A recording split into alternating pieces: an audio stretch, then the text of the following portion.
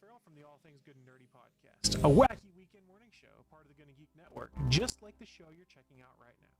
Shows on the network are individually owned, and the opinions expressed may not reflect others. Find other awesome geeky shows over at GonnaGeekNetwork.com.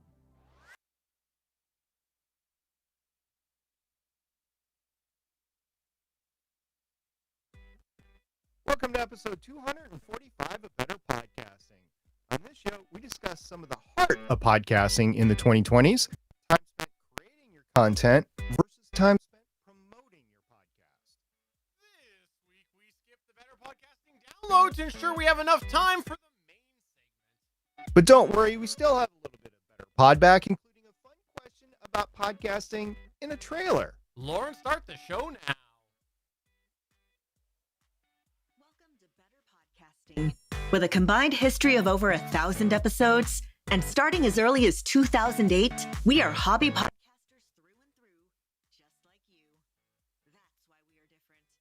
We minimize the money talk so that you can focus on building a better podcast. Here are the hosts for the show, Stephen John Drew and Stargate Pioneer.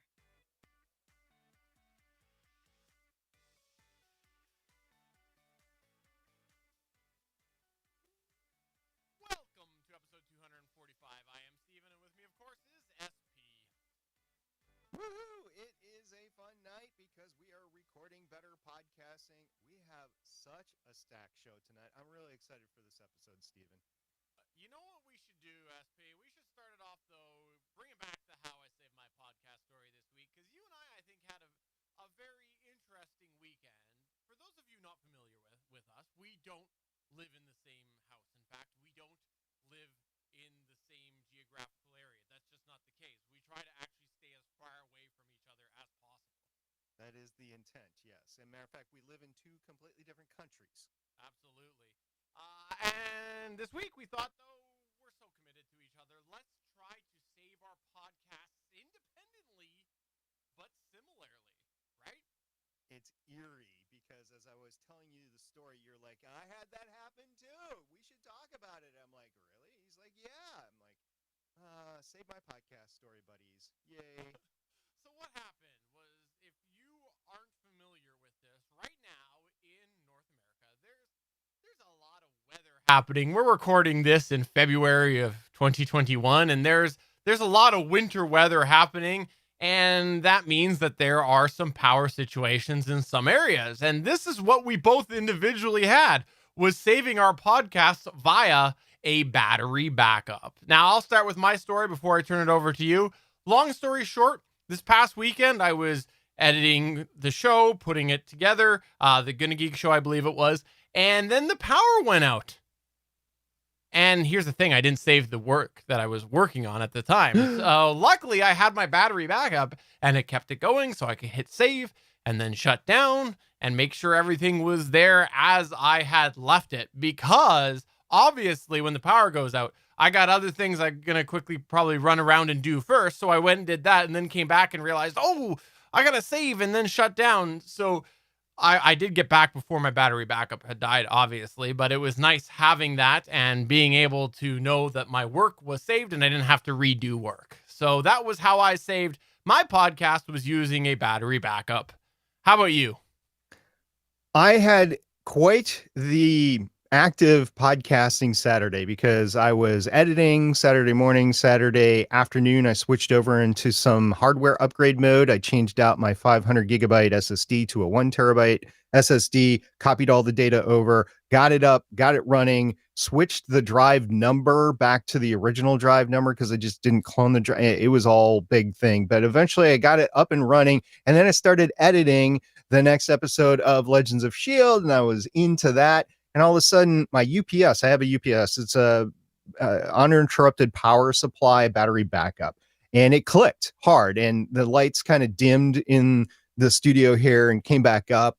And I was like, huh, okay. So I kept on going. It happened again. I was like, okay. Because sometimes the UPS will cycle just because things are, upgrading with it or whatever.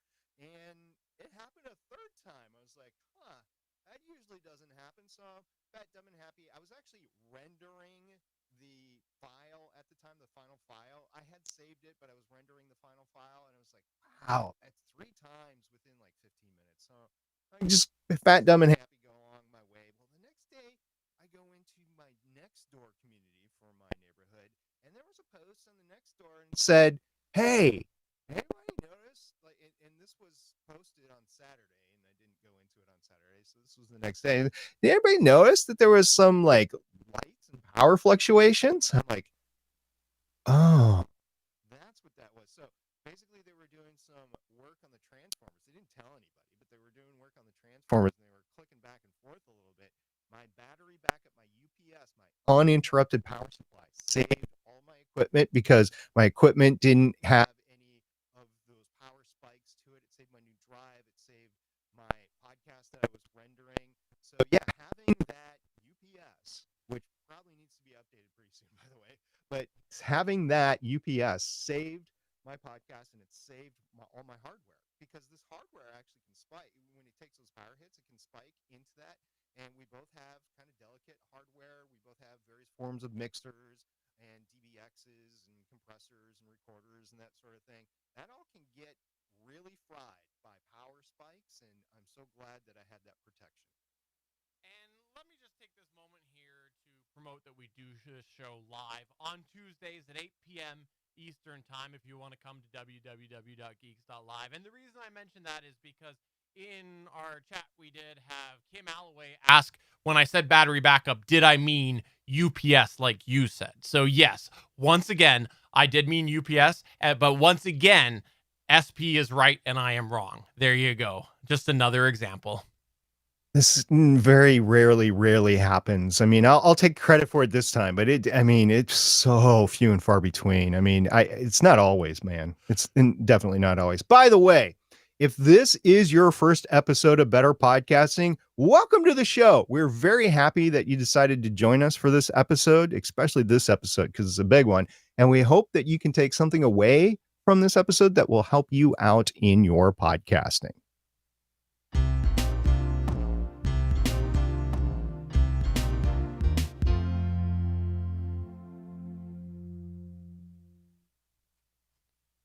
As we record this episode, there are more than 1.8 million podcasts and growing, according to podcastindustryinsights.com. This is great news, right, SP? It is. It means that podcasting is accessible to many, many people. Well more individual person podcasters than corporation podcasters. It also means that many people are creating new shows because the space is growing by leaps and bounds. Fantastically, get this. It means that podcasting is now mainstream, with many new listeners now accessing podcasts for consumption that didn't even know what a podcast was 2-3 years ago. Although, can you hold on, just hold that thought, keep where it is. We're having audio issues, so let me fix it again. Apparently, yeah. Hold on, let me make sure you remember where you are. Okay, right. I got it. Okay, and then we'll come back to the split screen on that. But I gotta bend over the back here and reach some cables. I don't want to see your crack. I'm gonna go to the solo shot of you. Okay. Oh, please, thank you. Ugh. And sorry, everybody, if you hear crackle. Okay.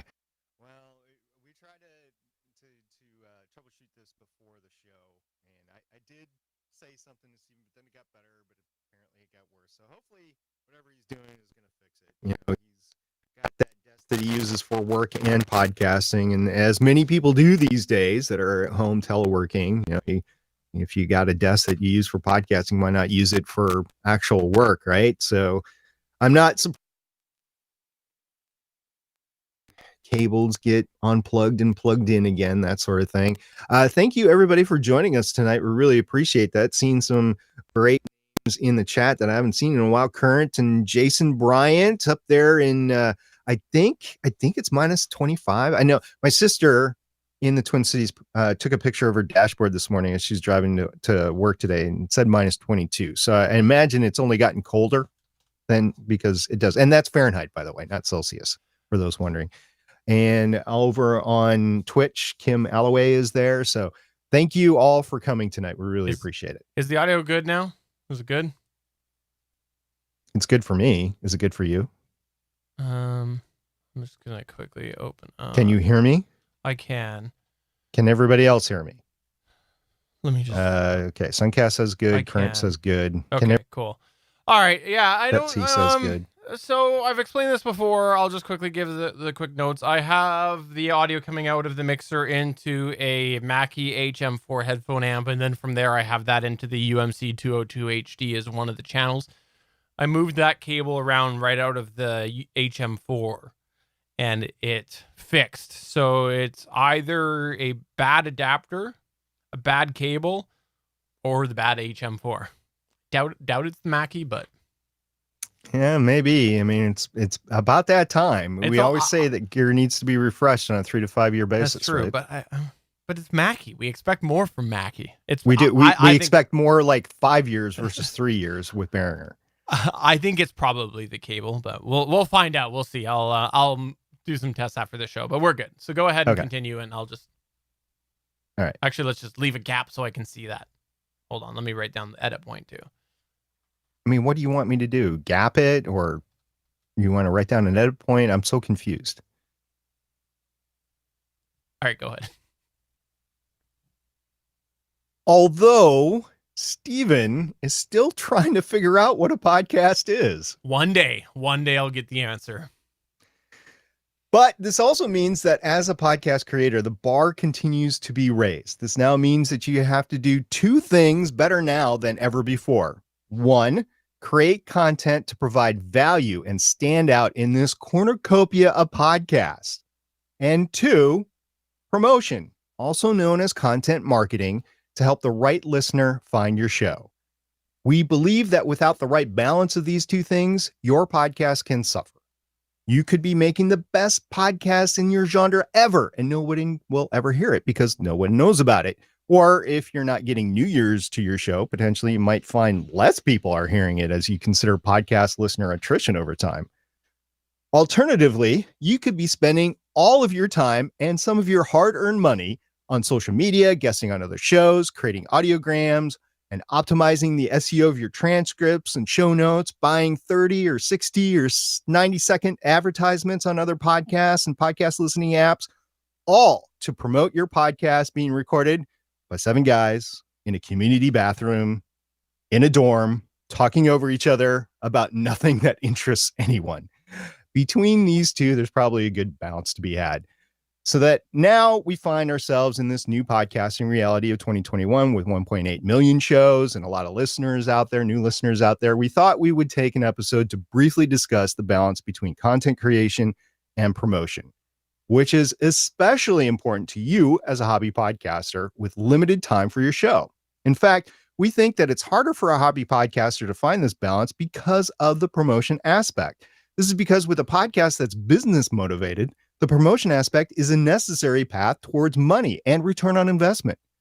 However, with hobby podcasts, sometimes the promotion aspect can feel a little like work, which is why you need to find that balance, or else you'll feel like pod fading if it's too much like work. So with that in mind, we'll briefly run down what's entailed in podcast content creation as well as promotion.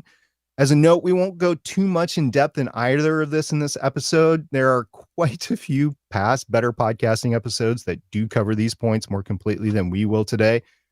Then we will transition into the balance between podcast content creation and promotion. We'll discuss why you need the balance of the two. We'll talk about how to go about finding the right balance for you and your podcast. Once you find the right balance, we'll go over some tips to help keep in mind as you execute the optimized balance. We'll go over when you should reevaluate your podcast creation versus promotion balance that you just came up with and what to keep in mind as you reevaluate. And then we'll end up with touching on any remaining podcast content creation versus promotion balancing best practices.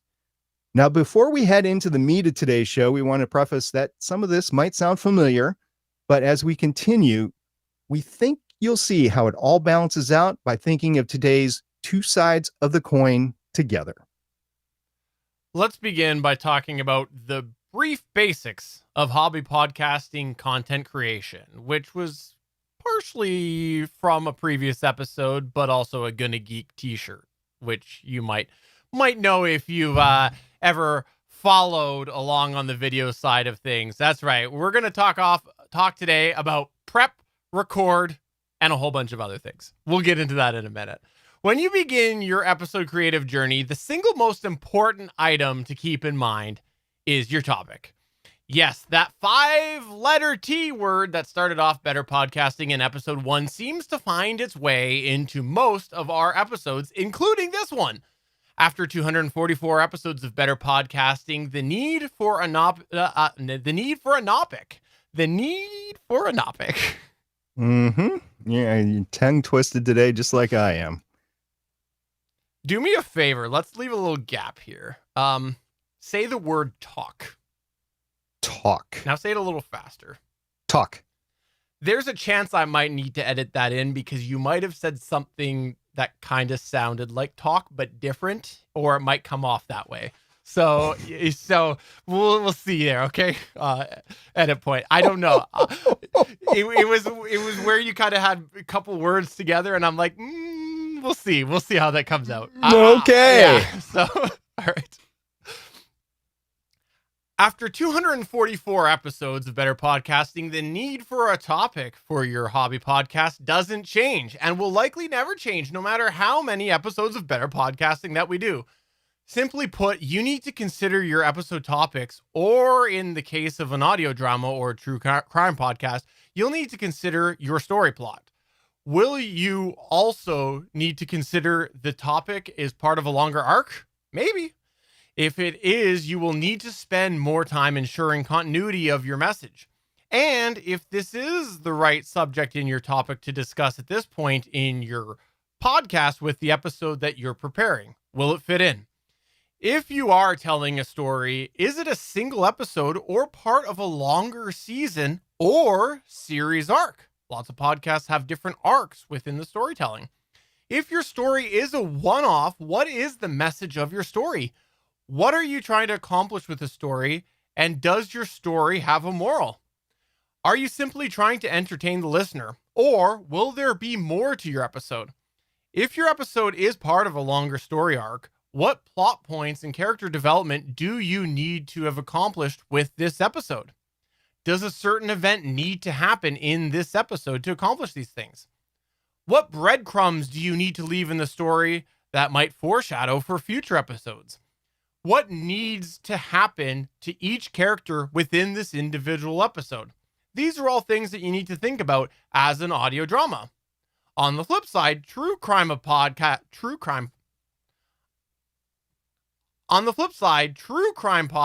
are something that SP listens to pretty much 24/7. So I'll let him talk a bit about those. I've listened to one or two. So in a true crime podcast, what crime or stage of the crime are you going to be covering with your episode? What is your start and stopping point in this particular episode that you're preparing as you tell the story of what happened?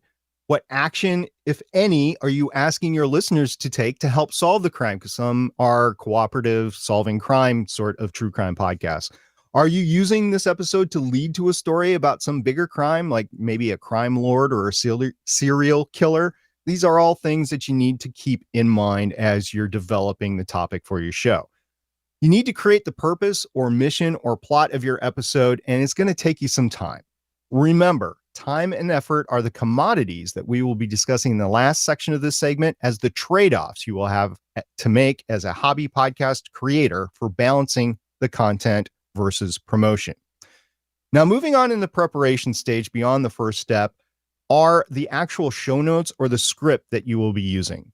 So before we continue, we want to take a moment to say that doing this step well can give you a leg up when it comes to the promotional aspect later. We're going to come back to that, so take note. In a talking head podcast like we do here on Better Podcasting, one way to organize your show notes is by bullet points. Now, despite the brevity of bullet points, you might still need to research your points. As such, how far in advance do you need to start the outlining?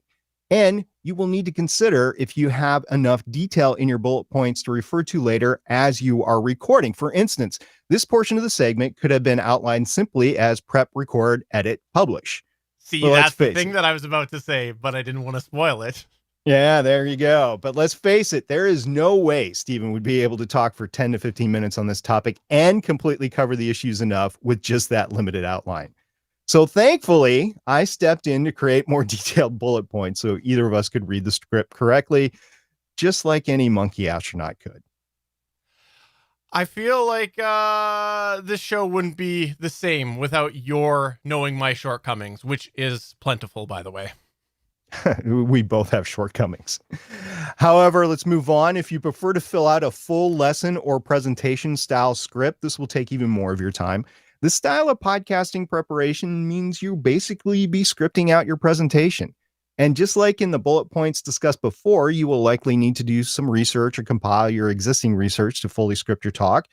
The extra time required for a complete script will depend on how you work, but it makes sense that a script will require at least more time to type it out than normal simple bullet points would, so it's going to take you more time. Now, after you draft your script, you may even need to read through it a few times to iron out all the wordsmithing to make it sound better. Maybe you'll need to read it to make it sound like you are not reading it. Maybe you'll need to reduce the amount of time you'll need to spend editing afterwards through familiarization of the script so you don't make so many mistakes. Maybe you'll need to read through it to bridge the gap between your writing style and how you talk. But as you read through the script or the outline, take time to think about the future, your promotional aspect. Is there anything you want to add or revise now that'll make it easier with the promotion later? Perhaps you want to change some phrasing so that you know it'll make a good soundbite later, or maybe even a title. Or maybe you want to make some notes that will be easier to copy and paste later for the promotion. Now, let's not forget about editing the overall content. We're not talking about editing your show. We're talking about editing the show notes. So do you discuss unimportant things? Take them out, even before you record. Are you hitting the topic that you wanted to focus on? If not, you're going to have to redo your show notes to make sure that you hit the topic that you want to hit. Does the entire segment or the entire podcast or episode flow together? If not, you're going to have to rearrange things. Does it all make sense? If not, find somebody to let you know how to make it sense. And again, as you edit, consider the promotion aspect later. It can sometimes be easier to take a clip during the editing later on rather than to go find it later. But at the very least, try to jot down some notes to make it easier for when you edit later on. But in our opinion, there is one type of show notes or scripts that take longer than a presentation script, and that's a story script. Getting back to the audio drama thing. Neither of us pretend to be a huge audio drama producer. No, we have very little experience with audio dramas. However, we do know a thing or two about the audio drama genre, and we both also know how long it would take us to sit down and actually write a script. Basically forever. Needless to say, even those that write for a living need some time to assemble a story script. There's main story plot points, dialogue, stage directions. How will this episode fit into a broader story? How many times will you need to rewrite the episode script? Do you work with an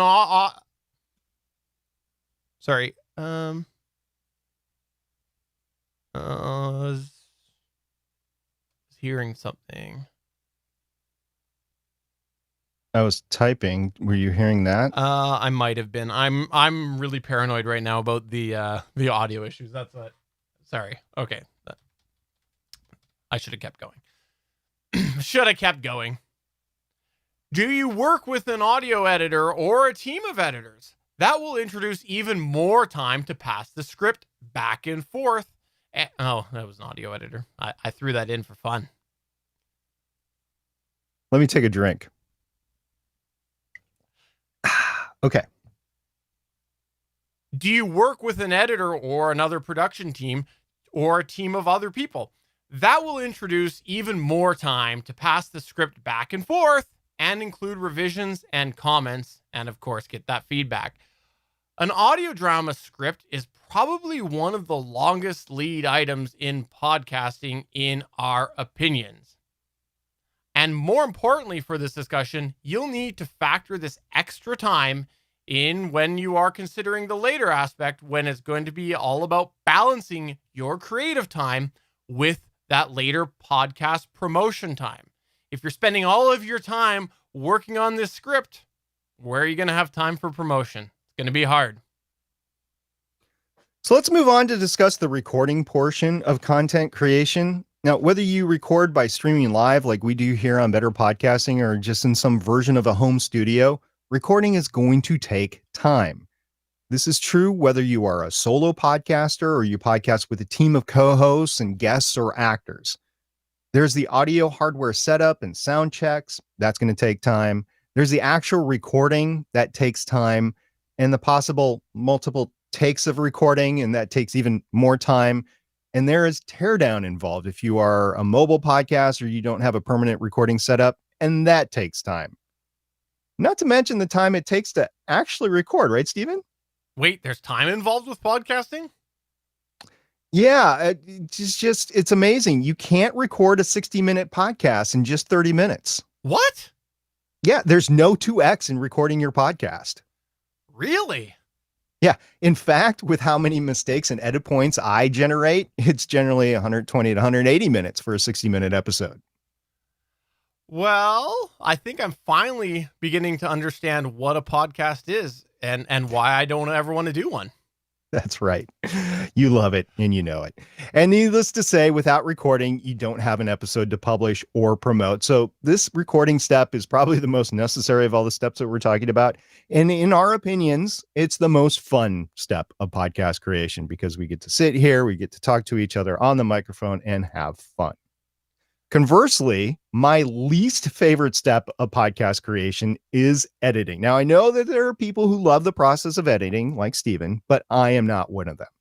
I definitely love to edit. Aside from scripting out an audio drama, editing is the most time-consuming step in podcasting. It can be very repetitive. And I will admit, even though I do enjoy the editing aspect, I do sometimes loathe getting behind the screens and starting the editing process. For example, if you have to remove plosives out of a track for 60 to 75 minutes of recording, and of course, if your effects don't do that manually, or if you have to remove out crutch words like so, and or when you're editing video and you need to create a cut or splice in a difficult situation. It all adds up and again takes more time. Different podcasters do edit differently, and like we said at the beginning of the episode, we're not going to cover this whole process in detail. However, we will say that you should probably edit your hobby podcaster. Edit your hobby podcaster too. That's good. Yeah. Yeah. You should always try if you have a hobby podcaster co-host to try to edit them. Ironically, I probably could have dropped the out of there in editing.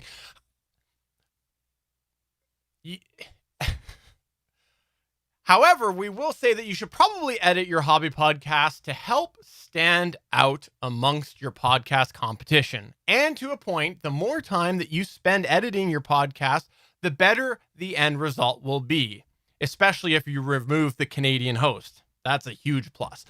But keep in mind, your content will need to be timely as well, which will limit how much time you can spend on that editing. Again, you're going to want to consider the balance with promotion. We're going to get there. But after you edit becomes a really fun step. It's publishing. Publishing sounds like the easiest and most satisfying step in podcast content creation. And it also, by the way, can be very annoying. Why is that? Let me get to it. You'll need a post and ID3 tags to go along with your audio file. And depending on your publishing process, you might have to upload your file to several different locations. A step that you might think just takes 5 minutes can easily stretch to 2 or 3 hours. And here's a tip. It's generally a good idea to proofread everything you post too. And if you like to proofread by letting it sit overnight and then coming back to it the next day, this step is automatically going to cost you an entire day. So as you are prioritizing your promotion versus content creation, keep in mind how much or little time you need to devote to publishing each episode. Now we're done with the basics of content creation. We're going to move on to the basics of podcast promotion, which is also known as content marketing, as we've stated before, or even copywriting, which is the effort of developing a compelling message. Now, this is all going to include 3 items. 1, finding places to distribute your episode to. 2, actually promoting your content. And 3, establishing a community hub around your content. Stephen, let's talk a little bit about distribution first. Where you publish your show to is just as important as actually publishing your show. If you simply put your show on your website but don't actually include it in your RSS feed, it's not going to reach that many listeners. Piling on to that line of thought, if you simply put your episode in your RSS feed but never submit your RSS feed anywhere, your listeners will be very limited in getting your show. Where are they going to get it? Google Podcasts, maybe? Assuming you have a website set up correctly for Google to index your RSS feed, that could happen. But there's not a lot of places out there that are grabbing RSS feeds without them being submitted to them. So you really need to think about how that RSS feed is getting out to the different areas. That is an element of promotion. Because again, if your show isn't being found in these different directories, your show isn't being found by listeners. So you should actually take some time to research where to submit your RSS feed to, and most importantly, actually submit your RSS feed. In our 10 years of podcasting, because we both podcasted over 10 years now, this list seems to change every year. It started out with places like iTunes and Microsoft Zune Store. It evolved over time. You got places like Google Play Music, Stitcher. As you can tell, some of these places don't exist anymore. Amazon, Spotify, Pandora, my Carrier Pigeon podcast delivery service, which is a new and evolving thing, but I'm not sure you want to use that. Basically, in 2021, what will the new key distribution points be? Who knows? There will likely be some sort of new podcast directory that you might want to consider submitting your RSS feed to. So keep your ears open and make sure your podcast is going where you want it to go. And more importantly, where your listeners are going to be able to find you. So along with distribution, there is all the traditional types of promotion and advertising that you are thinking of, and maybe some that you're not thinking of. So when podcasting first came on the scene, it was considered niche. It was underground. It was non-mainstream. It was the underdog of content creation. Now, this is a very similar story to social media. And conversely, it happened at about the same time. As such, social media has always been linked hand in hand with podcasting communities, interactions, discussion, and promotion.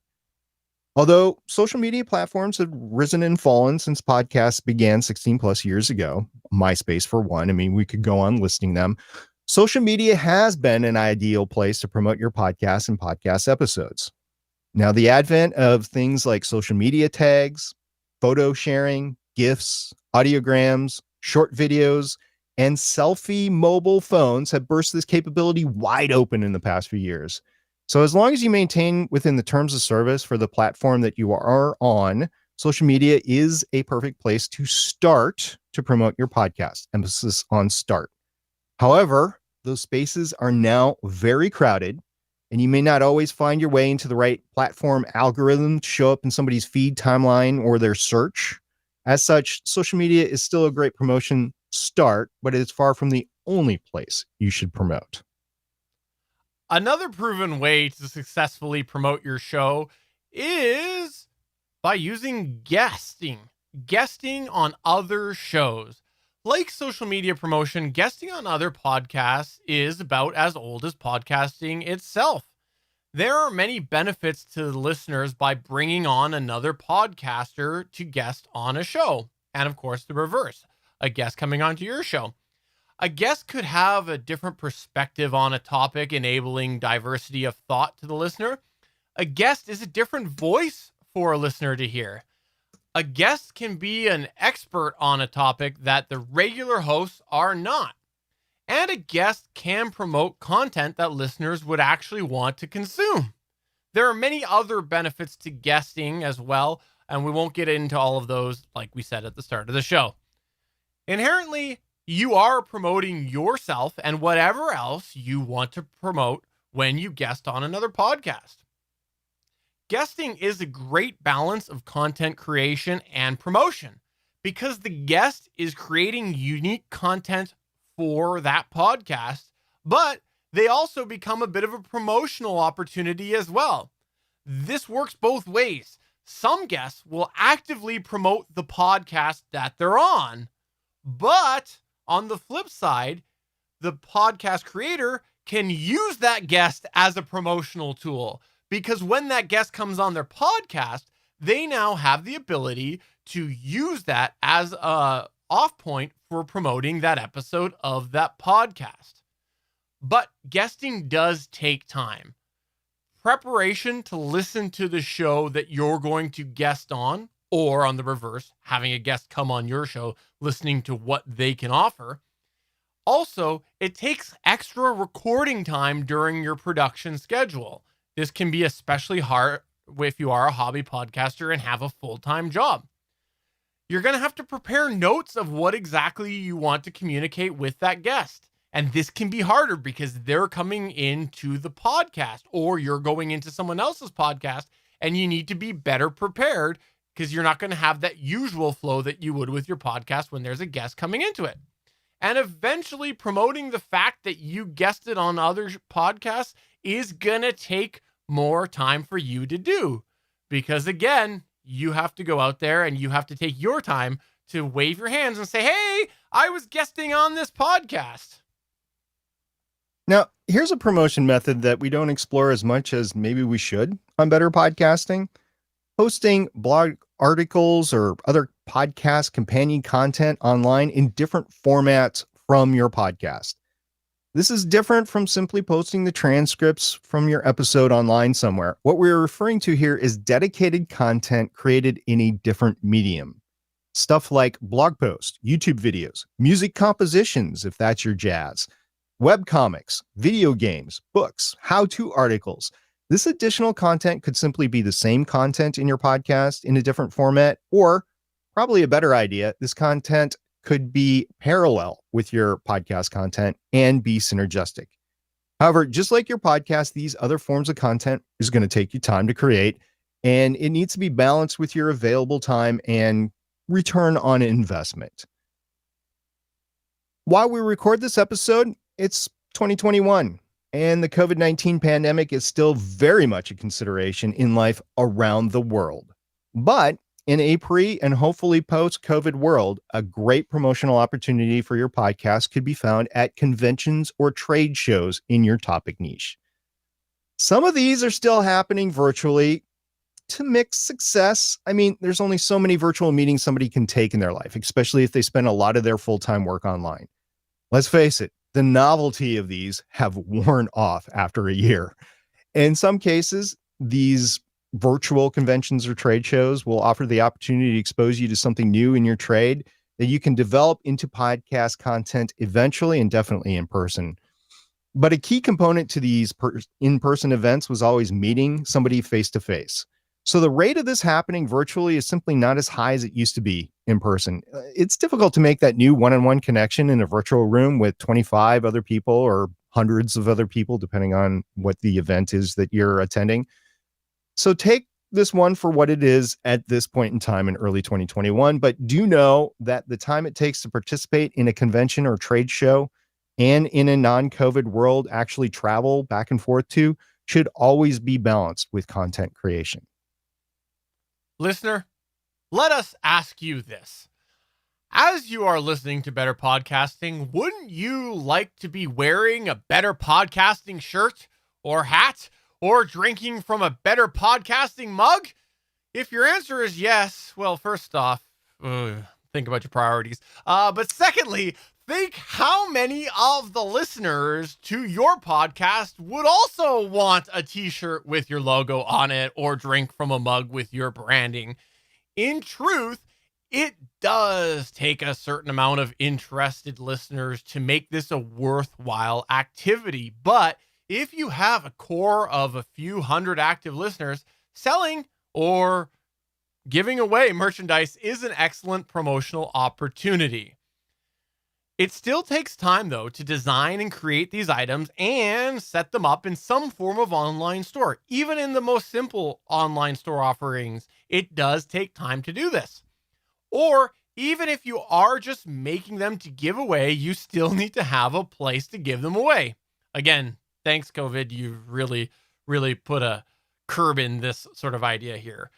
As such, this often is a promotional step that is better served with a team to podcast with, but we have seen a few individuals pull this off successfully.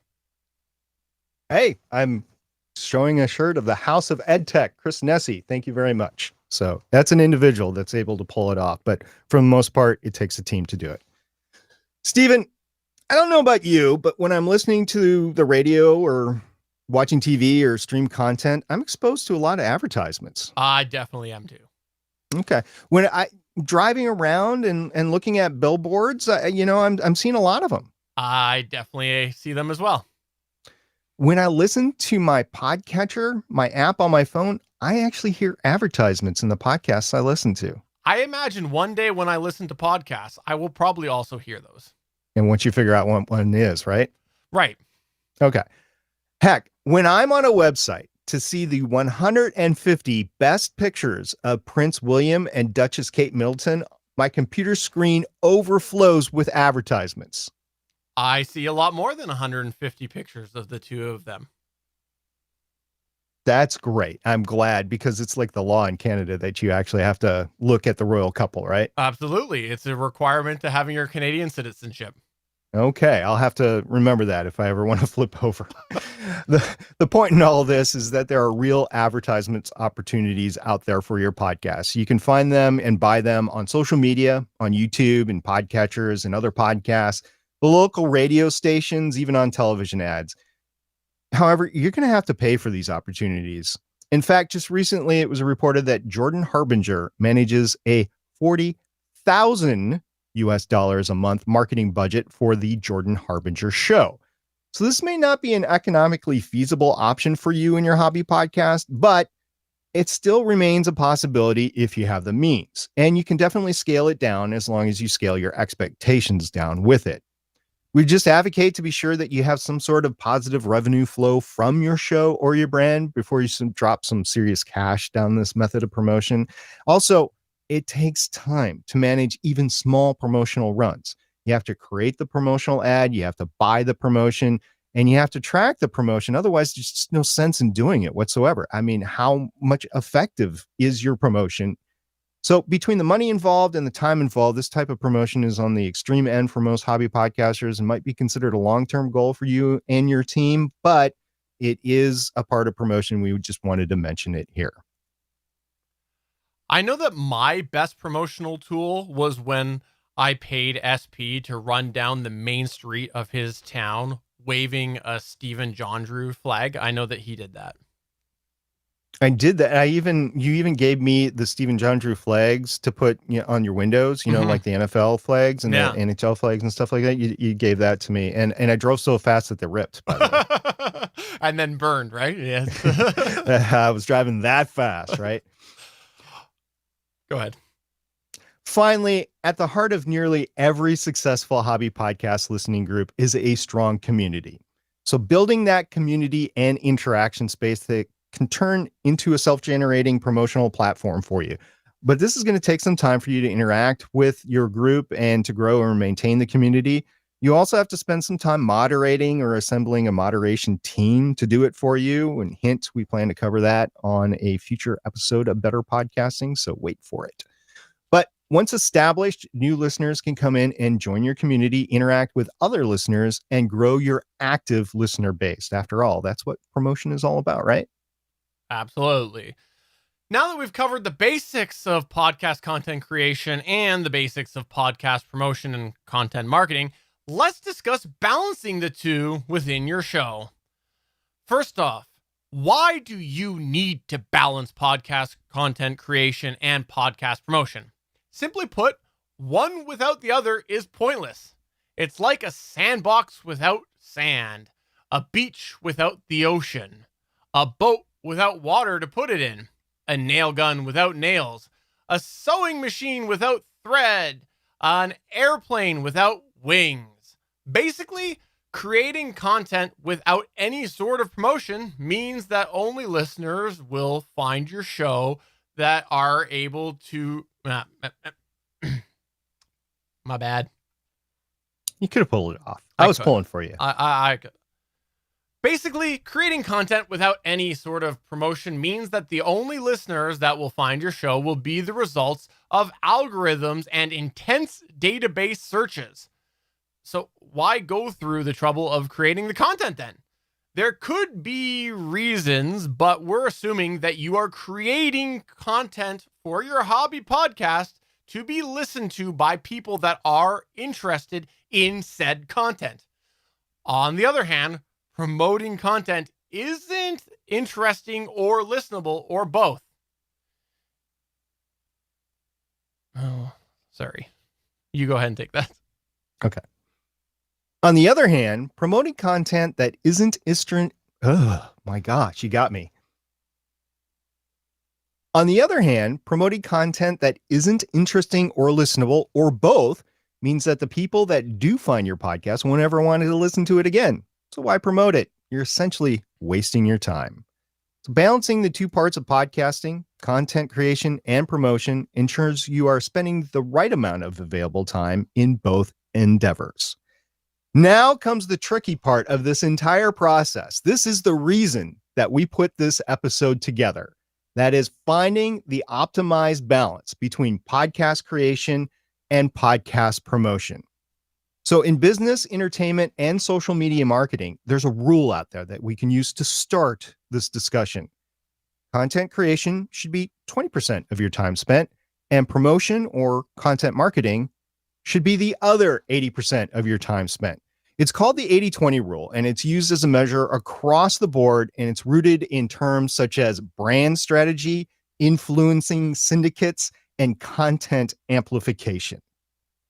It might seem like an awful lot of time to devote to promotion, given everything you have to do to create your hobby podcast in the first place, and the amount of time that you have available to spend on your hobby podcast to begin with. But it does underscore how industry professionals view promotion. Now let's go back up to the part where we talked about the basics behind content creation. Remember that t-shirt? Prep, record, edit, publish. How much time are you devoting to your content creation process already? Now take that amount of time and multiply it by 4. Do you have that amount of time in your schedule to spend on content marketing? If you do, fantastic. Go for it. Try it out and see how much your podcast grows in the next 6 months or so. More than likely, though, as a hobby podcaster, you do not have that much time to add into your podcasting schedule to devote to promotion. So it's almost like a hobby podcaster is different than someone that's podcasting for money. Someone should talk about that. Maybe we should create a podcast about it. So if you have a weekly show and your content creation process takes about 5 to 10 hours per episode, you multiply that by 4, that's another 20 to 40 hours per week that you would need to spend promoting your podcast. That's a lot of time. That's a total of 25 to 50 hours a week. Now, let's just say that you have an audio drama with seasons. Now, we spoke to Sarah Ray Werner back in episode 193. She does an audio drama called Girl in Space. She also has a podcast about audio dramas and how to create them called Right Now. So in that episode of Better Podcasting, Sarah told us the literally hundreds of hours she spent on each episode. So let's just say, for the sake of argument, it takes a producer of Sarah's talent and skill about 200 hours to produce an episode of an audio drama. And let's just say that there's 10 episodes in a season that is being produced. That's 2,000 hours of your time spent on creating the season of the audio drama. So in terms of work weeks, you divide by 40, right? That's 50 normal work weeks of content creation time. 50. That's basically 1 year to create one season. That means, using the 80-20 rule, that you should be prepared to spend 8,000 hours of promotion time. And let's take that to work weeks. You divide by 40. That's 200 normal work weeks. Nearly 4 work years for one person promoting your content. Now, if your intent as a hobby podcaster is to get a season of your podcast out each year, that math is not going to work out. So maybe, just maybe, the 80-20 rule isn't going to be the standard to use for your hobby podcast.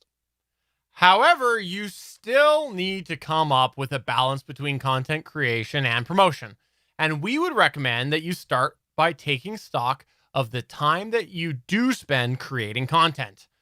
Take a good look at each stage of the podcast creation process for your podcast.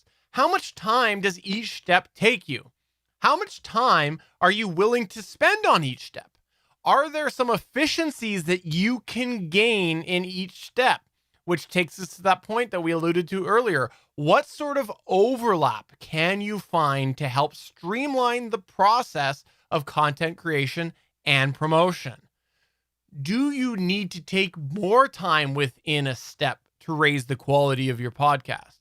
And if you're doing a podcast with multiple people, is there one person doing all the heavy lifting for one of the elements, including the promotion?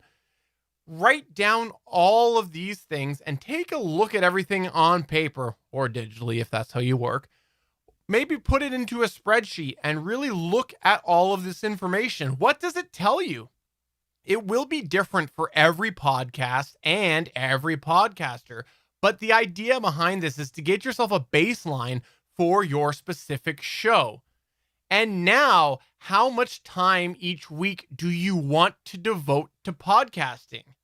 This is a tricky question because it will butt up to everything else in your life. How much time are you spending at work? How much time are you at the gym or playing sports? Are you spending time shopping? How much time are you watching sports or TV? How much time do you spend cooking or going out, if that is something that you're able to do?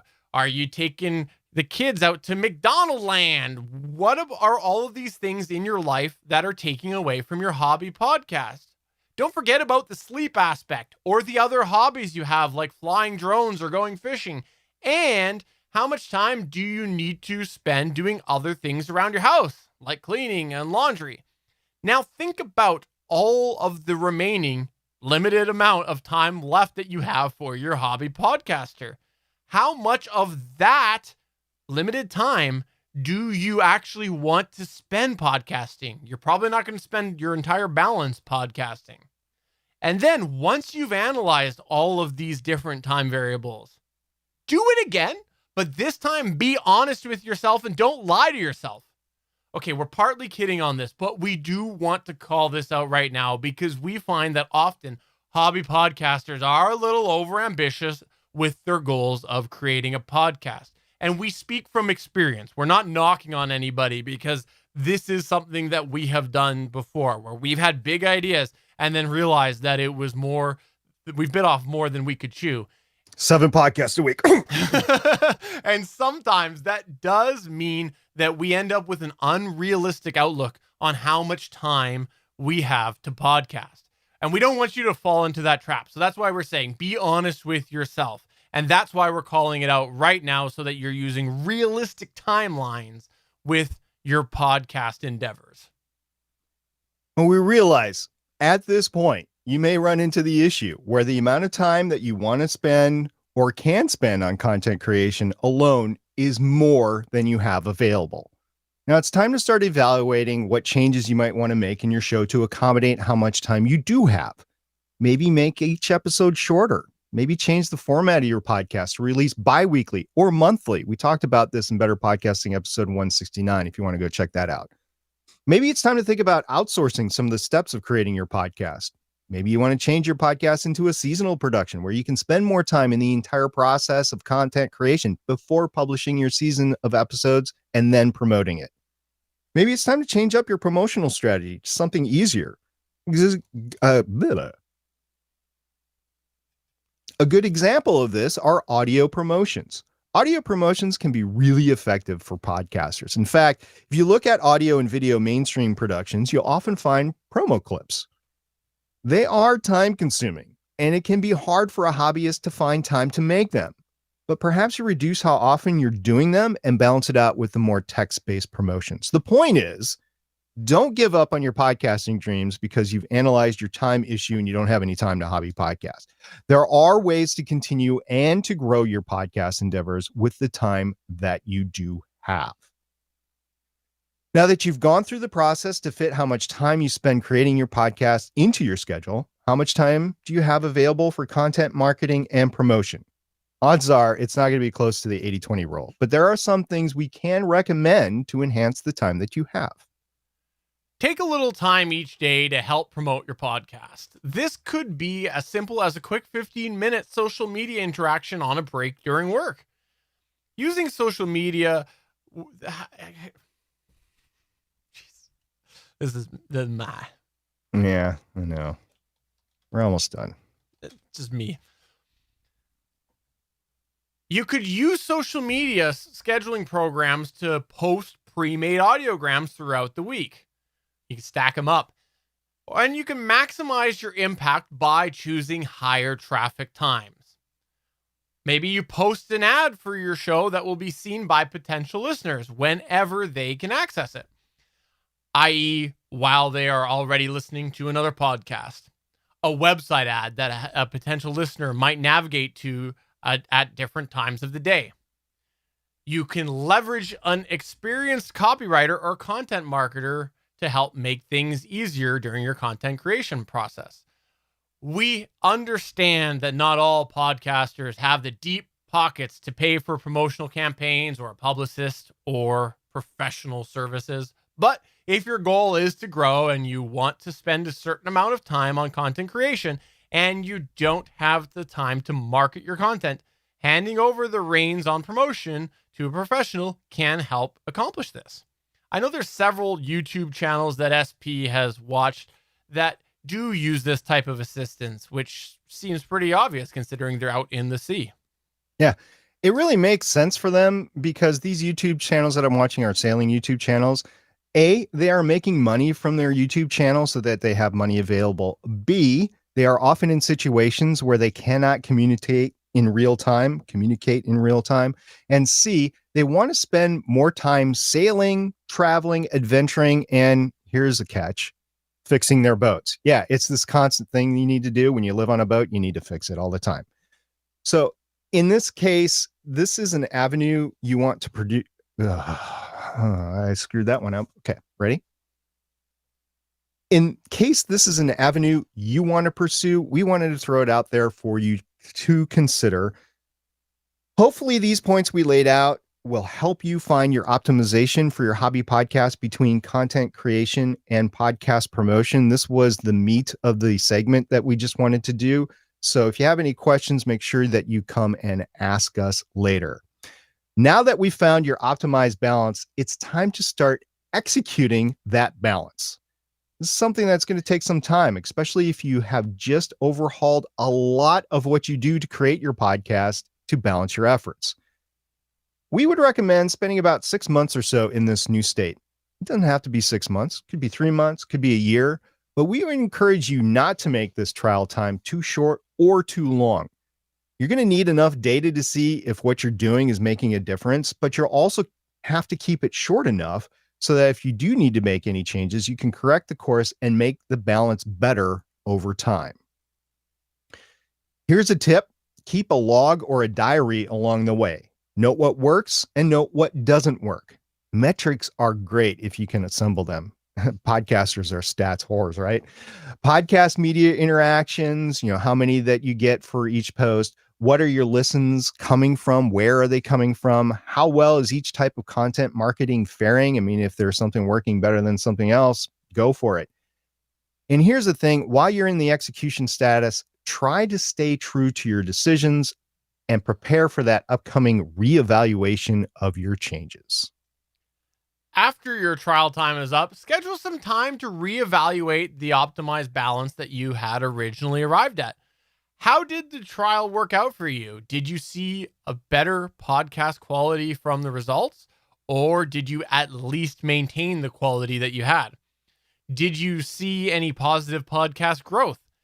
Did you have any life changes that you need to consider at this point as you're looking at how the results were from that trial period? Did your podcasting team change during the process? Was there one way of promotion that worked better than the other?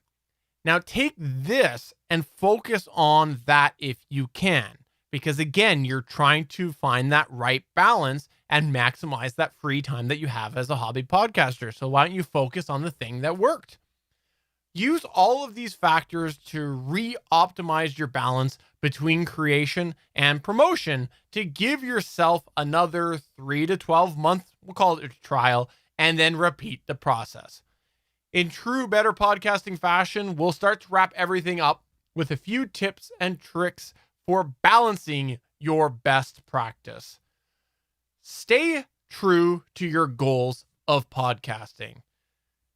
It's okay to change the goalpost, but just realize that when you change the intent of your podcasting endeavor, it will change how you view those results. Another one is to be honest with yourself. We talked about it before. There's a lot of self-reflection and follow-through needed to go through this balancing process. If you are not honest about how much time you have or how much time you are willing to spend on podcasting, there's no sense in even starting the process to balance your podcast creation and promotion. It's just worthless. So be honest with yourself. The next one is put the effort in, Stephen. Yeah, your initial balancing trial period might seem long, but after the fact, you might even see it as being too short because you don't have enough data to help you make a decision when you reevaluate.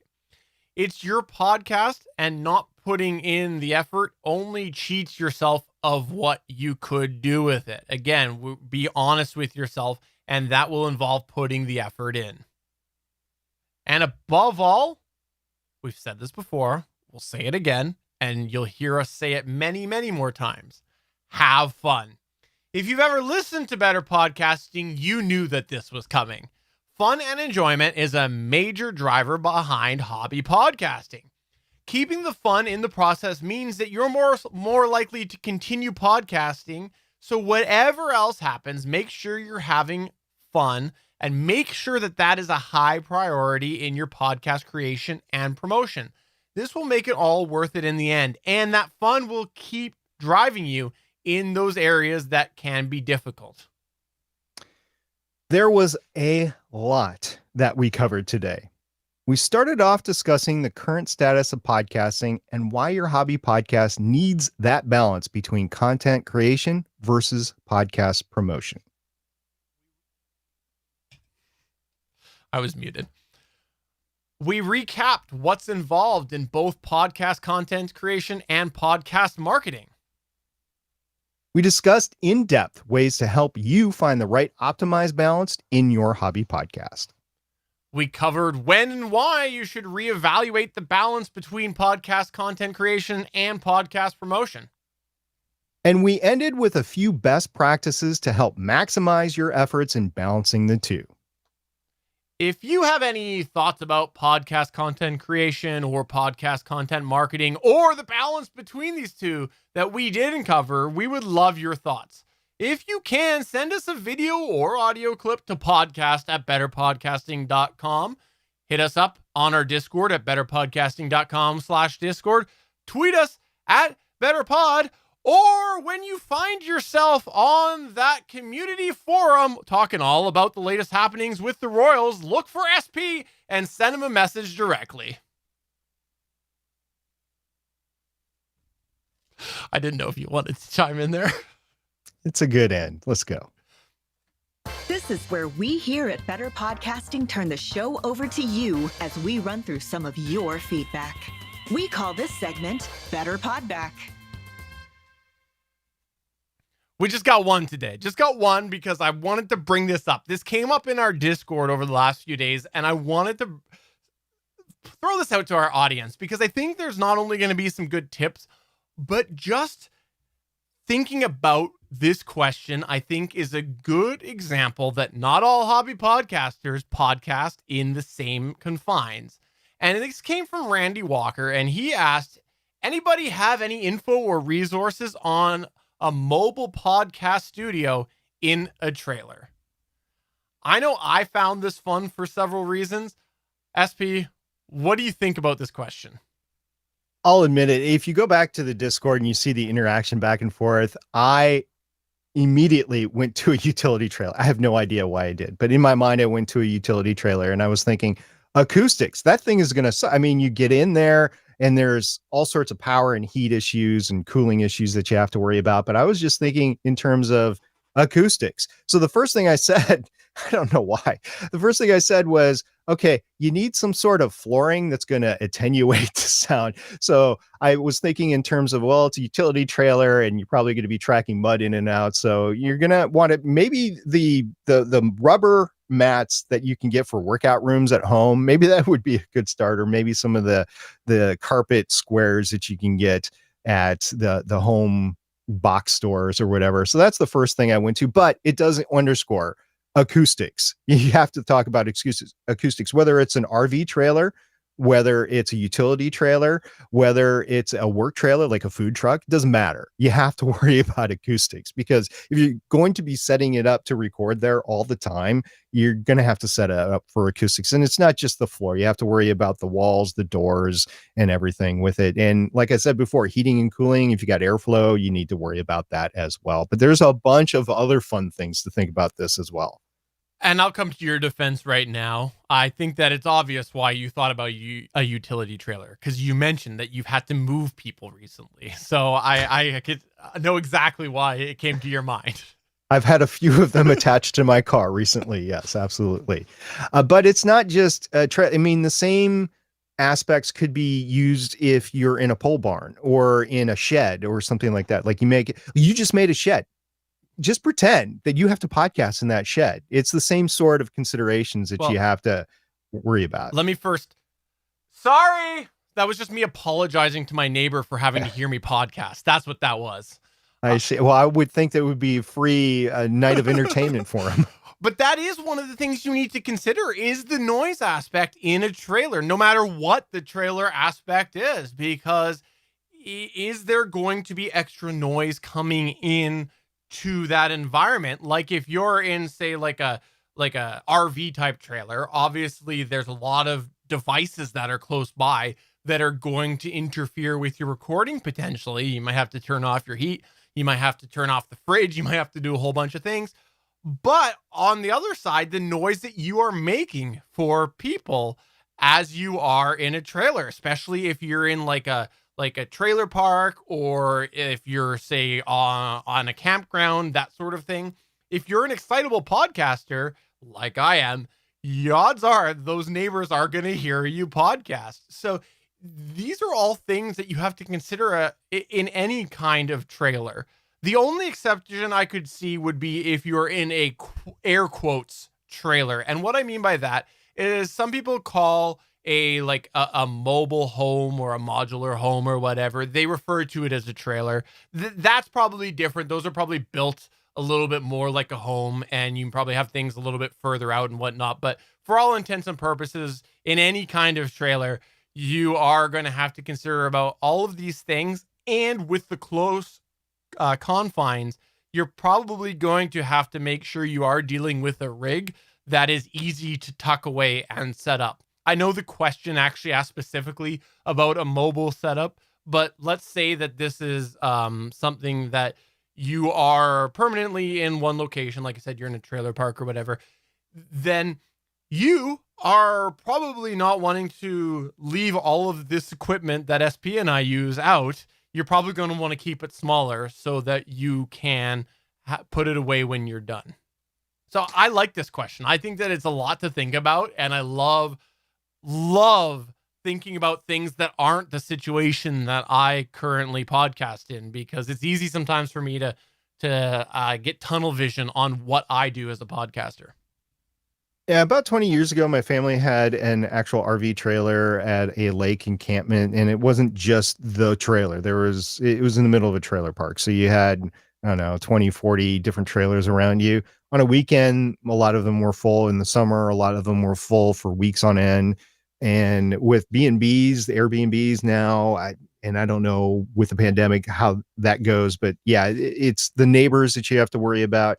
It's the power that you have to worry about, the heating and cooling that you have to worry about. Is this going to be a workplace for you? Do you need like facilities inside the trailer whether it's a utility trailer or whatever. There's a lot of considerations. I love this. If you have anything for Randy to consider, please let us know or go into our Discord and contact Randy. I'm really interested as to what the community would need or would bring to the discussion, because Stephen and I, we're just two minds. We definitely have different paths that we would go on based on our experiences, but it's just two guys' experiences. We know that there's more that listen to Better Podcasting. We're interested to hear everybody about this neat opportunity.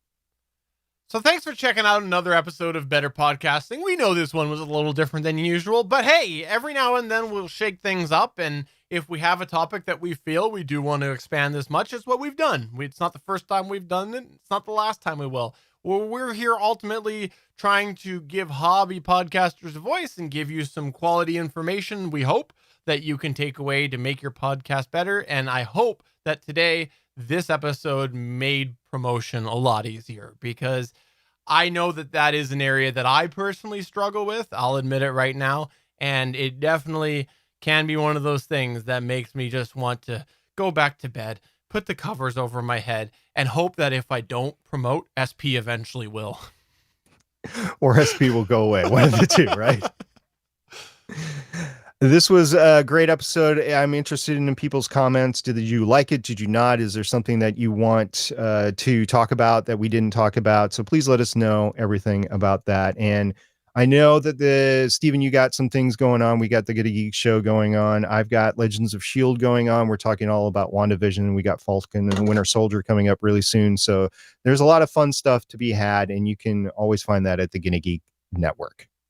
So for episode 245 of Better Podcasting, I'm Stephen Jondrew saying you should subscribe to a podcast. I finally figured out what a podcast is.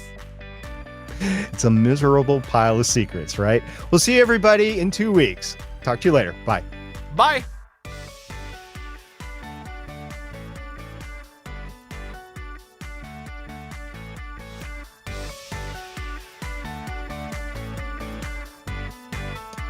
Thanks for checking out another episode of Better Podcasting. You can find the full back catalog of Better Podcasting at betterpodcasting.com. If you're into geeky podcasts, please check out the other podcasts on the Gonna Geek Network at gonnageeknetwork.com. This show was produced and edited by Stephen Jondrew of Gonna Geek Productions. Voice work was done by L.W. Salinas. Thanks again for listening or watching, and we hope to see you again next week.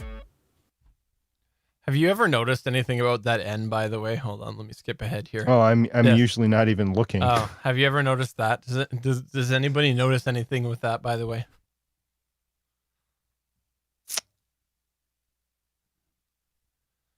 That what you're pointing to right now, the mic switch? Yeah. What about the mic switch? What about the mic switch?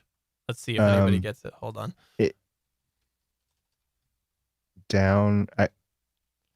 Let's don't see. know. For anybody who wants to know, it is the Rolls mic switch. If you Yeah, want you talked about it on the show before. yeah. If you want to Google the Rolls mic switch, let's see. Does anybody know? Anybody know? Going once, going twice. Actually, I'm not going to go 3 times. Google Rolls mic switch. Tell me what you see. Tell me what you see. The button is off to a side. I don't know. There's no logo. I photoshopped them all out. It's the whole thing's been photoshopped. The URL at the bottom, it says rolls.com, which is worn off now partially. It says Rolls made in the USA, MS111. I took out the logo. I don't promote logos.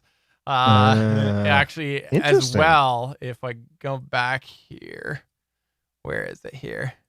Is it this? Oh, it might be Gonna Geek. Oh, it is Gonna Geek, I think. Or does this one have the camera shot, or is it Gonna Geek that has it? That's a good point. I think it's Gonna Geek, isn't it? Okay, sorry. The Gonna Geek has... No, there it is. There it is. There's actually behind that camera, you can see my off-brand Dynex logo, which was also photoshopped out. So, okay. yeah. Thanks Neat. everybody for coming on by. Hope you had yourself a good time. Just wanted to say it means a lot that you guys come on by. We were talking before the show, before we went live, SP and I, talking about back when we started this show, and we didn't do it live. When we started, we did not start streaming. We just wanted to take some time to do it offline. And we were just talking about how cool it was that we have people who show up and are interested each week. And thank you everybody for checking that out. And also, I know a lot of people enjoy the Better Podcasting live chat, but I just want to make sure that we do highlight that right now. We do it, and we do it for people to ask questions, and that's an important aspect of that show. So we're always looking at our time and things like that, and so we would encourage, if you have questions, first, if you like the show, thank you, but we would encourage you as well to come and ask us questions. Yeah, it's every other week. So we do a produced numbered episode of the main Better Podcasting show one week, and then the next week we do Better Podcasting Live. And we'll be there every week from 8 to 8:30 Eastern, 5 to 5:30 p.m. Pacific, for at least a half an hour every week. And if you have questions, great. If not, we'll just talk between ourselves for a little while, and that'll be it for the week. But we do it for you to drop by and ask questions. So we look forward to hearing your questions next week. Otherwise, we'll just talk about just podcasting stuff between the two of us, and that's cool. Also, Stephen, I forgot, for those that are still here, I'll probably talk about it next episode too. My audio drama, I got a date for when it drops. Oh, sweet. It's going to be March the 29th. So end of March. So about 6 weeks from now. I'm still not saying the name of it. I'm still not saying what I'm playing or anything like that. But yes, I play a character in an audio drama that will drop on March 29th. For those of you that missed last week's Better Podcasting live chat post show, I had speculated that he was playing the part of young Stephen John Drew. I believe it is a autobiography about me, unauthorized. Yeah, you had to do something to keep up with The Rock. You know, you were thinking The Rock was getting too big, and young Rock, you know, the whole thing that he's doing. You're like, you know what? I need to do it. I just saw the commercial for the first time today. That's totally what was the Chris Rock show? Everybody hates Chris, right? Like that's totally what this is, right? That's a rock version of that show, right? Hey, Bangs is in the chat. Hey, Bangs. Oh, hey, Bangs.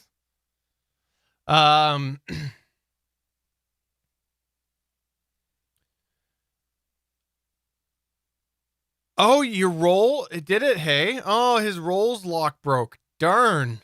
So it must not be sticking down anymore. That sucks. You know, I had one issue with mine, and then I shook it, and it was fine. So I think there was something in there on the Switch. Remember, I talked about it. Yeah. But you said the quality wasn't the best ever, right? Yeah. So I'm looking. I like mine. I wish there was a better alternative out there. For a while there, I couldn't get any of them cheaply in Canada, so I was looking at importing. So I did a lot of research before I finally bought mine, and then a couple of them came to Canada. But pardon me. Bank said the wire internal bit don't screw with the latch. Wire broke off. So I had looked at a bunch of them, and the rolls looked like it was the best, but that bar is really low.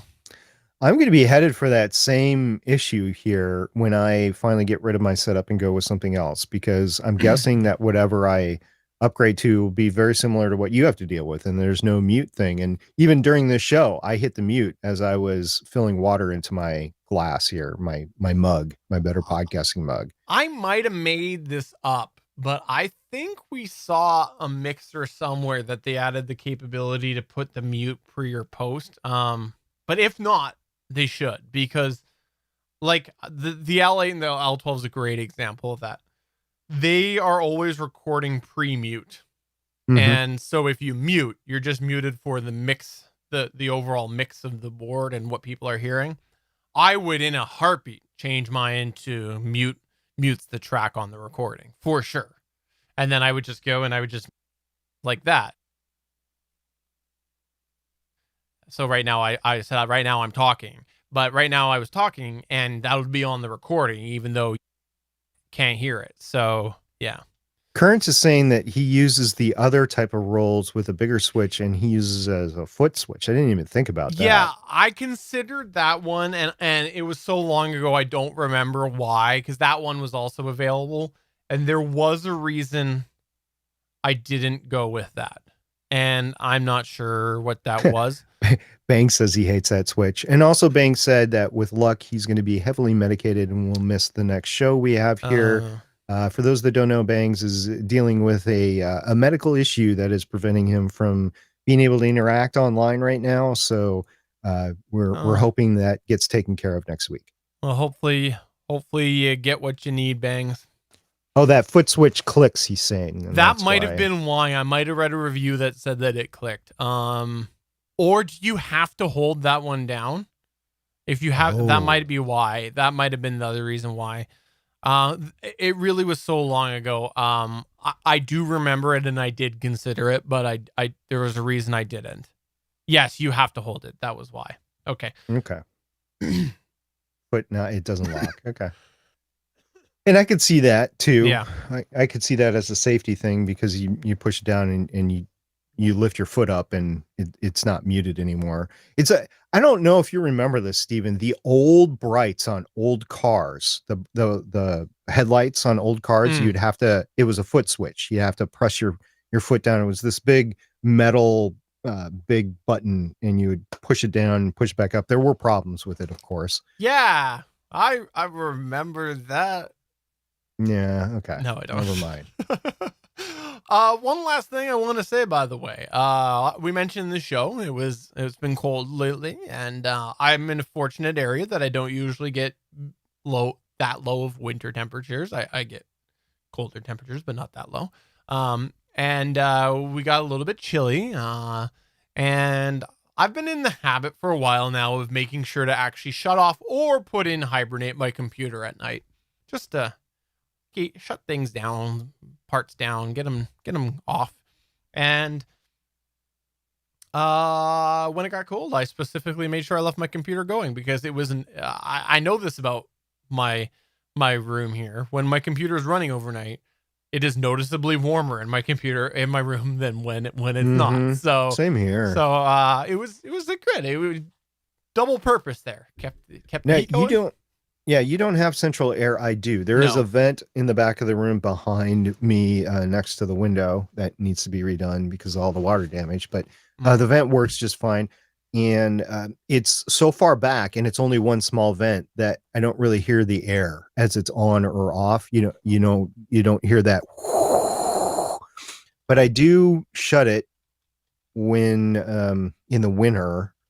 Because I don't need the heat in here because, if I keep the equipment on, it's nice and toasty warm. So I don't need any additional heat. But in the summer, I definitely have it open for the air conditioning. I have baseboard heat and the baseboard is like down here. So I never have it going because it's just not convenient with wires or anything.